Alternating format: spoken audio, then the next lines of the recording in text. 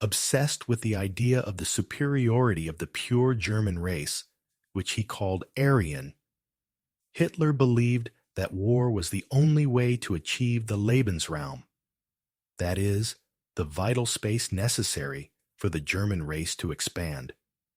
This living space was planned by the Greater German Reich, and it narrowed in the east until it reached the Urals in Russia. In addition, this expansion included the General Plan for the East, a secret genocide and ethnic cleansing plan. But the area that Nazi Germany actually occupied was slightly different, as they did not occupy Sweden, but France and other regions of Europe did. Germany went from occupying 469,000 square kilometers in 1925 under the Weimar Republic to occupying 824,000 square kilometers in 1940 as Nazi Germany. But if we also take into account the territories occupied civilly and militarily during the war, the total area would be close to 2,700,000 square kilometers, which would place it in the 10th largest country in the world. Today, Germany has even less territory than in 1925 and is in position number 64, with 358,000 square kilometers. Germany suffered from various troubles and mistakes that condemned it to defeat in World War II. Among them, we can highlight insufficient war economy in the early years, starting a war on two fronts, weak supply lines on the Russian front, mistakes in key battles such as Kursk or Stalingrad, and declaring war on the United States. Furthermore, compared to its main rivals, Germany did not have large numbers. While it was not far behind the Soviet Union in terms of GDP, the British Empire and the US had more than double that. In addition, its three rivals had much more population and gigantic areas from which to draw resources. And one of the key products in the war was in short supply in Germany, while they were plentiful in countries like the US and also in the Soviet Union. But if these problems had not existed, what would have happened if the Nazis had won the war? This hypothetical Axis victory has already been explored very extensively over the coming decades.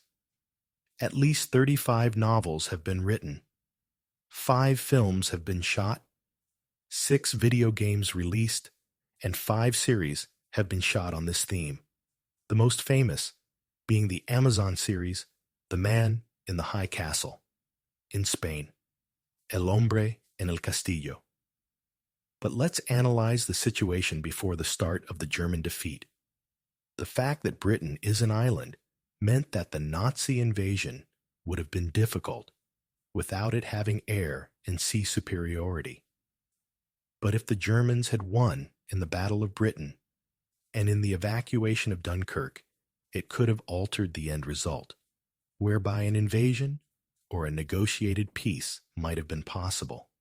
The invasion of the Soviet Union was Hitler's worst mistake, and while it is true that the initial phase of Operation Barbarossa was smooth sailing for the Nazis, the geography, population, and oil production were firmly against the Nazis.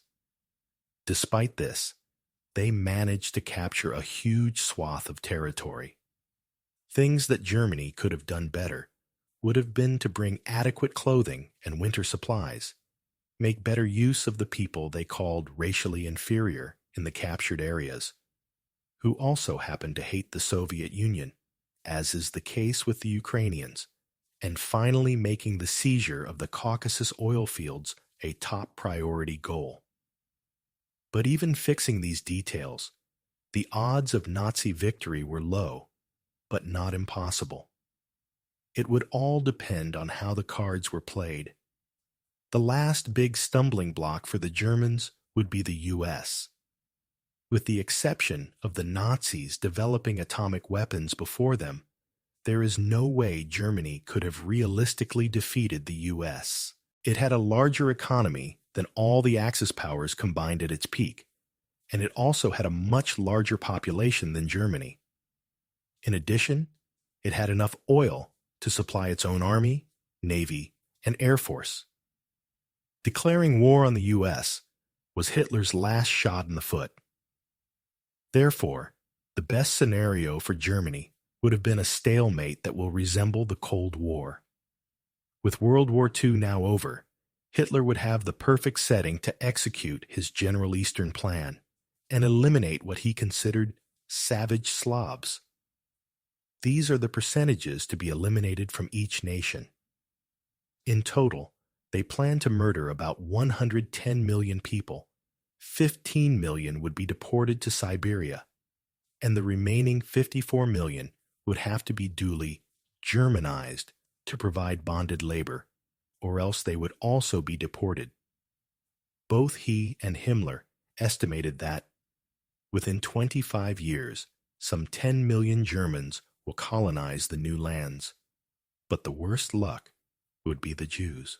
Hitler's plan was to completely exterminate them, and this situation in many countries was already advanced. In countries like Poland, Greece, Lithuania, and Yugoslavia, they had already exterminated more than 80% of the Jews. In total, 60% of the Jews living in these countries were murdered. With the Nazi victory, the almost 4 million remaining Jews would have met the same end. That added to the Slavs, the extra death toll caused by the German victory would have risen to 114 million people. For comparison, the estimated death toll in World War II is 80 million, which was 3% of the world's population. 1/3 of those deaths were military, and 2/3 were civilians. And continuing with the comparisons, this has been the bloodiest war in history. There have only been 5 diseases that have killed more people throughout history. Therefore, the question would be, who would win the Cold War between the U.S. and Nazi Germany? The U.S. would finance and train Russian partisans to fight the Germans. In the 70s, a time of sexual revolution, hippies, and modern art, none of this would be seen in Nazi Europe, which would become part of an illegal suburban movement. The Cuban Missile Crisis could have its replacement in Iceland, which would enter the realm of the Germans to install mid-range missiles that could reach the U.S. and Canada. Wandering far beyond in time is pure fantasy, as the different possibilities are endless. But if I had to opt, I would bet on a U.S. victory in the Cold War and the fall of the Nazi regime, thus returning the free market and individual freedom to Europe.